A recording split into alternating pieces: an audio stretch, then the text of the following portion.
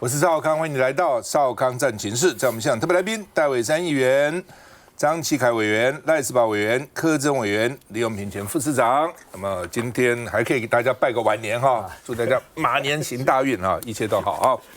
好，那美军集结好像要打了，金价又涨了，银价也涨了哦。川普好奇说：“伊朗怎么还不投降呢？我这样子，对不对？南北夹击他，哦，哇，2艘航空母舰，哦，夹击他120架战机已经部署了，说还不投降呢？哦，很好奇哦。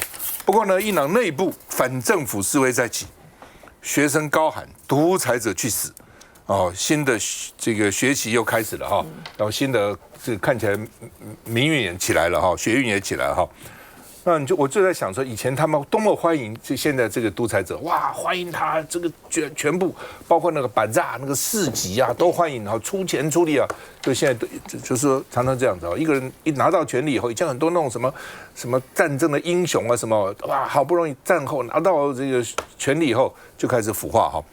那美军2个航空母舰哈，我刚才讲少了，270架战机要远距打击打伊朗啊。那福特号是美国最大的航空母舰，已经派往中，将近6000个人在上面哈。另外呢，这个川普说他对伊朗现在叫极限施压，哦，那给他时间，赶快，否则我把你斩首。这美国最厉害，斩首人家很厉害，哈米尼父子啊，斩首哦，不来我就把你都干掉哦，要不然就把你俘虏来，48小时，看要不要来哦。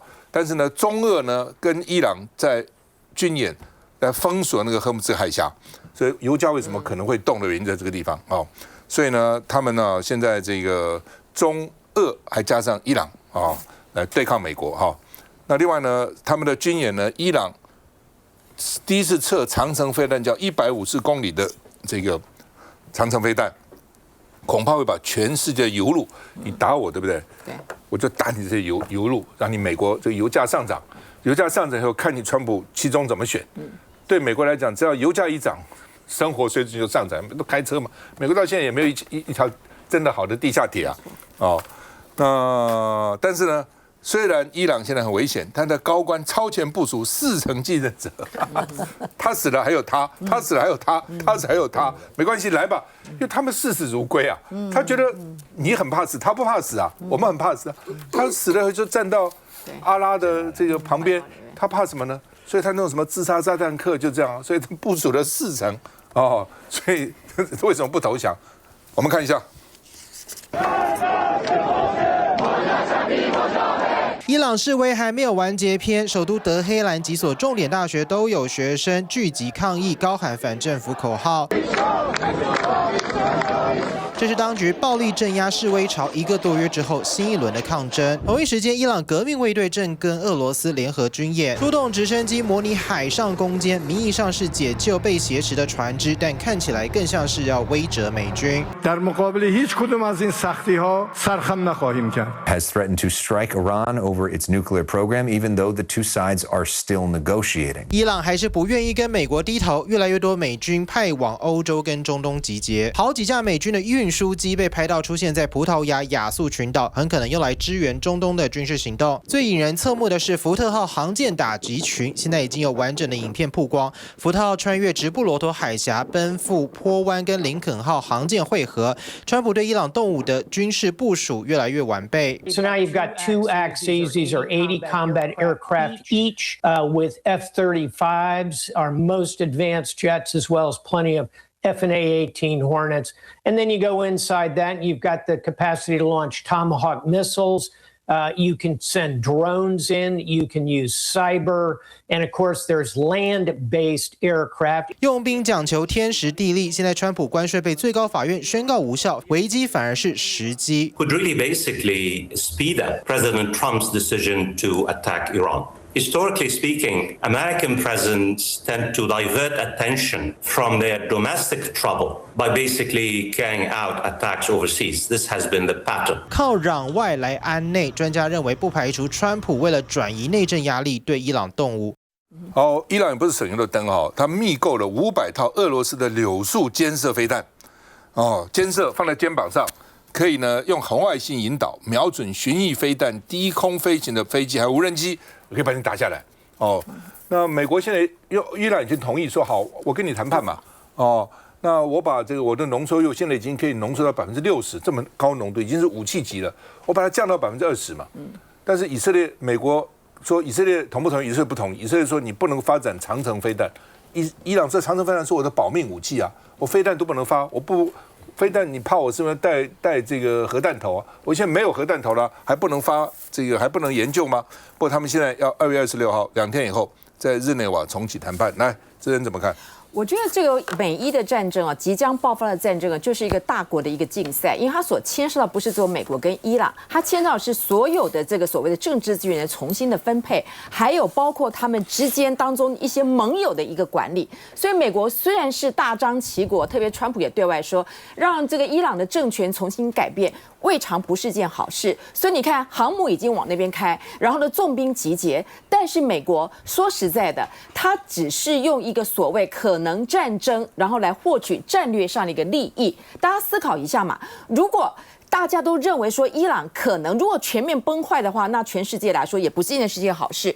如果今天可以让伊朗受到威胁，然后不至于崩盘，你看所有他周围中东的盟友一定更需要美国的保护。那美国在这个过程当中，它可以用威吓的方法，但是呢，它又保有所谓弹性的一个空间。那这个空间里面呢，就可以让它获得更多的利益嘛。所以这个就是我们认为美国打的算盘，它只要不要崩盘，自己又可以控制，然后又可以对内又身为大的胜利，这对川普来说没有一件事情不对他有利，特别是他现在民调又这么低。那你刚刚看到的一个中俄彼此之间也在打这个算盘。以中国而言的话，你看他也是只重视科技，只重视能源，所以他们只要确保这个荷姆兹湾还有这个所谓的波斯湾彼此之间的航线不会因为油的关系而造成太大全世界经济上面的一个恐慌。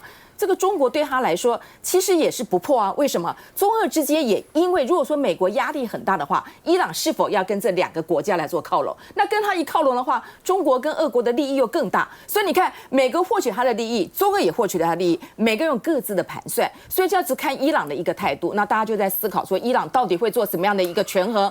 如果美国非常精准的去攻击，然后没有波及到太多，那或许这个战争可能就会比较早结束。但是大家也不想让他们早结束，所以这就是一个目前为止大家思考的。伊朗它虽然有这个核武，它也有所谓代理人的联盟，但是当国内有这么大的反动，世界对它有这么大的一个制裁，而他自己在整个的接班的团队上又不像过去那么样的稳定的状况之下，这场战争说实在的，美中俄3国绝对是一个最大的赢家，而伊朗就是等着看在这个协调过程当中又要释放出什么样的一个利益给大家而已。尤其现在因为那个关税被大法官核定无效哈。那美国海关刚刚已经宣布了啊，从2月24号开始，所有的对等关税都停止征收，不征收了啊。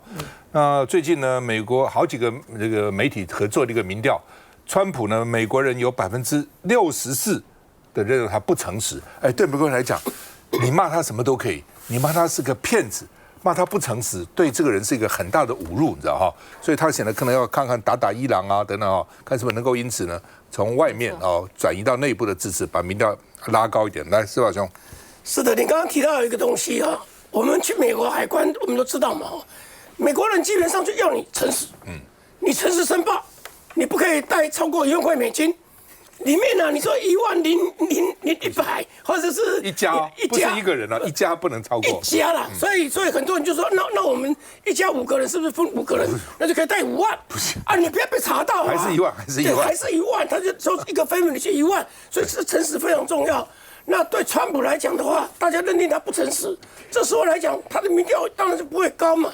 期中选举马上要到了，所以他我认为他势必要打一下。打的规模大概就跟去年打差不多，就是打一下就跑啊，否则的话，你一看这几百架的战机就去了，2艘航母都去了，你说他都不打，那虚张声势，去一下子回来，我认为他就会打一下。可是问题大家会有一个问题，大家就会想，能不能够跟委内瑞拉一样斩首啊，把那个哈米尼抓起来？哎，你刚刚不是秀了一张吗？他有时候哈米尼被抓，另外一个是谁？然后他被抓，另外一个谁的4成，对，没力惊了。所以你要斩首的话，哎，没办法说来达到你的目的。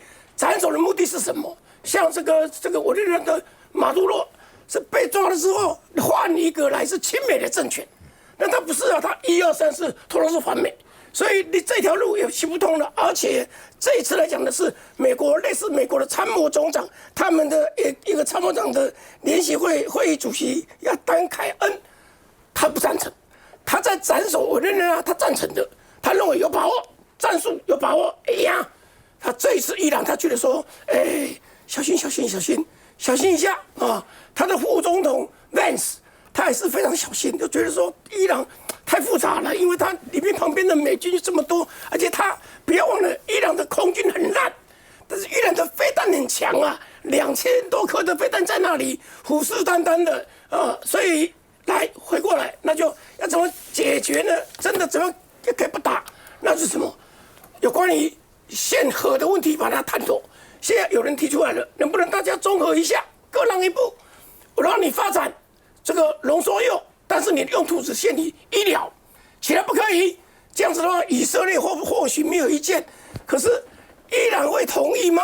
他会觉得说啊，我的空军真的弱的说像什么样？我的防卫力量就是2000枚的飞弹啊，这个飞弹如果你不能够有核动力或者核什么的话，那我这是干什么的？所以我觉得伊朗虽然学生也这样逼着这样子，可是他的一个政权跟一般人想象是不太一样的，要他妥协不太容易。现在大家就等着看什么时候川普会打一下就跑。而且伊朗就算承认以后，是不是真的也很难讲？这些国家也刚刚讲到说，老美很重视诚实，川普现在有64%美国人认为他不诚实，这很严重哎。我们跟就是台湾人好，中国人美国人很大的不同在哪里？美国人先认为你是诚实的，但你不要给他抓到不诚实。如果你要抓到不诚实，你就没有信用，从此不相信。我们是先认为是不诚实，然后再看说，这个还不错，这个人啊，好像没那么坏啊，完全不一样哦。就是觉得说，一定先他这个人为什么对我这么好呢？是不是要骗我呢？哦，后来发觉好，他没有骗我啊，慢慢才相信这个人，这完全是不同。大家为什么怕伊朗？不是只是怕伊朗本身，因为伊朗有很多代理人呐。什么叫代理人呢？譬如说青年运动，大家常看到也门有没有？每次把人家飞机打下来，船打下来，青年运动在这个也门，就可能对红海那边构成威胁。因为欧洲又怕黎巴嫩的真主党在那个地方潜伏。还有盖达组织。盖达的附属组织在全世界各地，也许我打不过你，但是我在其他地方搞你啊，什么911可能再来一次啊，你搞死你了。休息一下回来。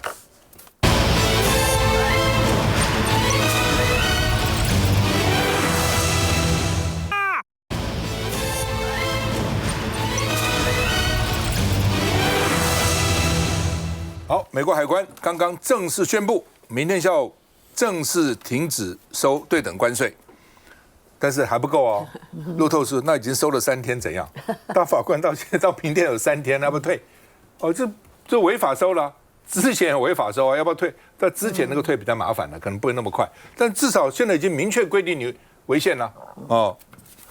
那川普呢？原来说涨10%，现在涨15%了哈。那另外呢 ，CNN 是说其实是最高法院是救了川普，为什么哈？他说呢，等于是给他们送大礼。马上要期中选举了，美国现在物价，你们去美国知道高的不得了啊！以前小费还看脸色给10%，现在是硬带着15%、18%、20%，很贵啊！美国现在非常贵，一般人生活非常苦啊。它的关税搞了个半天，起码1半以上是进口商付的，那怎么办呢？所以呢，等于这次干脆就不要收关税，让把美国物价平稳一下。做生意人最怕是不确定，你现在不确定，你一个川普每天搞什么鬼，不知道搞什么鬼啊？好吧。那另外呢，这个美国财政部长说，各国都希望维持现在的关税协议。想这样讲啊，各国现在当然现在都不讲话，都看啊，对不对？看看你到底结果是怎样啊？然后专家说，他现在这个15%的关税也没有法律基础，因为这15%关税根据122条，1974年没有人用过，他的第一次用。它的规定是，其实美国有庞大而且严重的国际收支逆差。美国有没有呢？没有。美国贸易是逆差没错，但它有服务业的收入啊。另外就是说，其他这些国家赚了钱以后，都把钱再汇给美国去啊。它没有逆差，它收支没有像我们台湾，比如我们这么多年，这几十年、40-50年，大家那么辛苦、胼手胝足，牺牲我们的环境，牺牲我们的环保，牺牲我们的劳工，牺牲我们的空气、土壤、水，然后呢，好不容易赚那么一点钱，然后外汇都干嘛？都买美国公债啊，不都存在美国去了吗？这个钱都回美国去了，而在台湾呢不在啊，所以美国并没有庞大严重，而且不止台湾了，其他可能也是这样子啊，所以它这个流入美国的金融市场的国外资金抵消了它的贸易，所以呢，国际收支进账是0，它并没有赔，所以美国靠个美金独霸。大家好的产品、便宜的产品，让美国人享受，让美国人消费，然后最后那个钱还回美国去啊。所以呢，他其实没有法律基础的。我放心好了，一定有人告他，而且他一定会输。你看好了，只是他这个就最多150天嘛。那欧盟已经开第一枪了，说呢这个不理你你不可以这样乱搞。印度呢也延后到美国签协议，本来要签的，现在不签了。本来就你大法官自己都否决你，我跟你签什么东西呢？然后呢，欧盟说不接受美国任意调涨，那整个关税其实降了所以呢，亚洲是降到17%，那有些国家当然我们看嘛有些国家是增加的，新加坡原来10%变15%，这个澳洲10%变15%，但是呢，这个很多是减少了，35%变15%，大陆本来20%变15%，那我们没有变，因为原来就是15%，现在15%。所以有的有变，有的有增加，有人减少那美国商务部说，这个大陆商务部了说美国应该取消单方面的关税，就你征我没有征你不行，单方面不可以有。那现在呢，因为川普关税被判违法，所以呢，媒体说3月川习要会嘛，3月31号，华府的筹码就更少了，而且人家看你笑话，搞了个半天，对吧？尤其那些大法官，9个大法官，6个是保守派。保守派6个，结果现在判决的结果是6比3，是你输而且川普第一任任命了3个大法官，这3个大法官有2个是反对他的，所以川普很生气，也是骂这2个人叛国不爱国。所以川普现在跟大法官会议显然又对杠了，我们看一下。All of those tariffs remain. They all remain. I don't know if you know that or not. They all remain. 就算最高法院裁定对等关税违法，川普铁了心就是要课税。只是前一天对全球各国要加征10%，川普一觉醒来又加码变成15%。他在社群发文说，全球性15%关税是法律允许的最高水准，还预告接下来几个月要颁布更多合法新关税。He announced that he was raising that rate to 15%. This is using a separate law than the one that they ruled against. This one is referred to as Section 122. 这回川普援引的法源是1974年贸易法122条款，启动要件就是要有严重的贸易逆差或是美元受到威胁，总统可以宣布实施最高15%的关税或是进口配额，为期150天，延长要国会的同意，但专家说150天期满失效后，川普可以再次实施，理论上没有期限。但问题就是川普根本没有说清楚哪些进口品项要课关税，什么时候开始实行也没讲，留下太多灰色空间。而川普早就预告，他还可能发动301条款调查，以贸易不公为由课税。All national security tariffs under Section 232 and existing Section 301 tariffs. They're existing. They're there. Remain in place, fully in place. 尴尬点就在于周二，川普就要到国会发表国情咨文演说。刚刚让川普经济政策跛脚的大法官要不要来参加？川普说会邀请，来不来随便你。是川普这一次这个被大法官宣布他的课征关税违宪呢，对，确实是他的重大挫败。那这个事情延续的那个后续效应跟美国的麻烦才刚刚开始，因为呢，他现在先有那个大法官宣布了之后3天的关税超征的问题，他怎么退税？可是现在呢，他可能会引发其他的国际官司啊，因为别的国家就说，那之前的我也要叫你退回来给我而且现在是美国很多公司自己告他。是，那这是他一个大问题。那另外一个大问题呢，就是他原来讨论好的那个关税协议到底作不作数？啊，美国那个财长贝森特在那边吹哨子壮胆说啊，大部分的国家都希望维持原来的关税协议，真的吗？没有。你想想看，每一个国家，特别是像这种民主选举的国家，每个国家也还有国会啊，还要经过国会审议啊。现在大家通通都觉得说，哦，我们当初为了让你关税降低一点，我们付出的代价如此之大。现在第一个反弹的，大家可能会很意外，是日本呢。日本说，我当初为了你这个15%，对不对？你现在不是被拉回来10%吗？他虽然又弄回去15%，可是他15%也可能撑不住啊。好，那日本付出的代价就跟台湾一样，日本付出的5500亿的投资，而且那个投资是90%的利润归到美国，日本只能分享10%，所以日本说，怎么可以这样？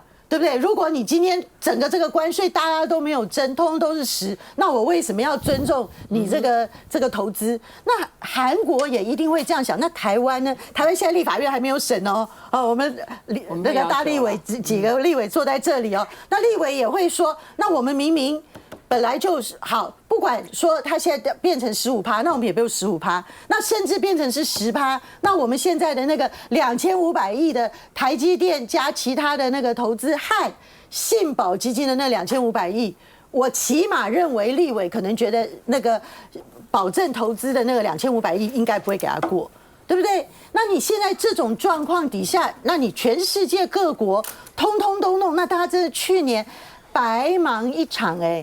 那么更重要的是，被课征的那些公司也在等着他的退税，所以某个程度来讲，当然马上的反应就是说，哎呀，对他的期中选举啊可能会好一点啊，民众的压力可能会解决，但是对于如果你从美国内部的政治真的要打击川普的行政的体系啊，做一些决策的话，我觉得民主党要攻击他还有很多很多的层次可以攻击。那这个事情所造成的混乱，一定是对他不利的。那我们讲到现在都还没有讲到一个对美国来讲最丢脸的事情，因为川普当时搞关税呢，他就把中国大陆拿出是最大的箭靶，一直征他关税，征，就现在呢，一被大法官宣告违宪呢，现在关税降的最多、获利最大的一个就是中国大陆，一个就是巴西，他最讨厌的敌人现在得到最大的好处，还使得川习会呢，他在这个领域筹码尽失，我觉得川普真的会很头痛。我基本上就是说了就是说台积电要不要去美国投资？台积电是个民营企业，他自己决定嘛。但是不，你政府帮他去做决定呢，那一定是压力嘛。如果到美国投资嘛，好，自己就会去了，还需要你政府这个带他去吗？像永平，对不对？今天讲一个男生拿个枪跟我签一个结婚契约。他签了，那这算吗？帅哥他就会签。我觉得死都不签。帅哥永平就签了。不，帅不帅哥那另外一回事。你拿个枪逼着他，这个没有道理嘛。这个你是强迫他。川普就拿那个关税威胁你嘛。真的是企业要不要去？可能有的企业也去投啊，也没有也到海外去也有不是没有啊，对不对？郭台铭也到印度，他也有厂。好的环境让大家他自己心甘情愿嘛。你拿个刀关税大刀，而且川普自己也讲啊。川普前天还讲啊，台湾偷我的这个晶片，如果不是我拿关税，他就不会来。这显然是胁迫嘛。那胁迫真的现在能够算吗？胁迫能够这样就算吗？当然不算嘛，怎么会算呢？来，这个，这是美国大法官啊，狠狠打脸了川普。不过人家美国真的是民主法治的国家，你看，他是司法权哦，推翻了行政权，而且去保障了立法权，跟我们台湾刚刚完全相反。你看我们大法官变成正式的打手了，然后立法院整个被民进党几乎是架空跟抹黑的。大法官9个里面6-3，刚刚赵大哥特别讲，有2个比较保守的，还是川普在第1任的时候提名的哦。你看，为了整个国家的这个宪政的这个体制，人家就是投的就是6-3出来的，然后推翻了。他说。这个重心是在什么地方？他说川普你用国际的紧急经济权利法，他这个根本不通啊，因为在美国的宪法里面明定的要征这个关税是谁的权限？国会。他说是国会嘛。